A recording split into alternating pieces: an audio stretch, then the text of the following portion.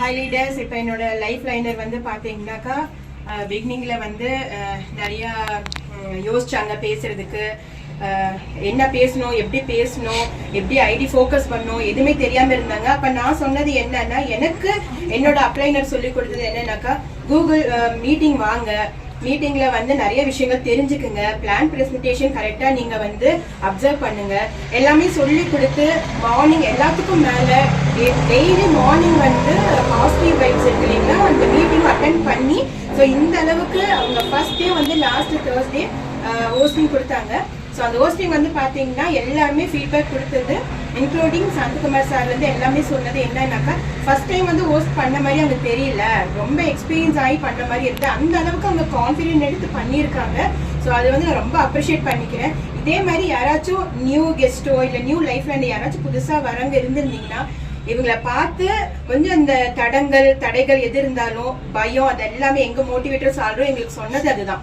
First வந்து பேசுறதுக்கு பயம் இருக்கும், எனக்குமே ஆரம்பத்துல இருந்தது. இந்த அளவுக்கு நான் பேசுறேன்னா அதுக்கு வந்து என்னோட மோட்டிவேட்டர் அவர் வந்து என்னை மோட்டிவேட் பண்ண கைடன்ஸ்னால தான் இந்த அளவுக்கு நான் பேசுறேன்.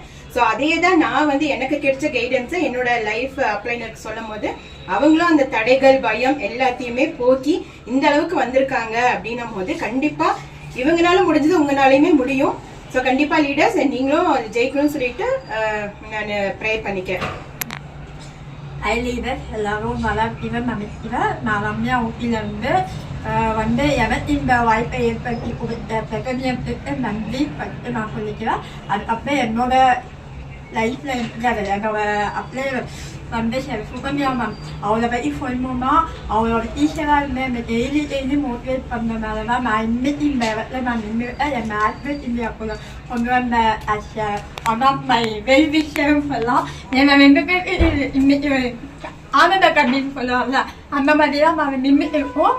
ஆனால் நான் அன்னிலேருந்து தண்ணி வராது, நாங்கள் இன்னும் பெஸ்ட்டாக பண்ணுறதுக்கு உங்கள் மேமோட சப்போர்ட்டோட எஜிமாமோட இல்லைன்னா நாங்கள் 2 பேர் இந்த இடத்துல நின்றுப்போமா அப்படின்னு தெரியாது.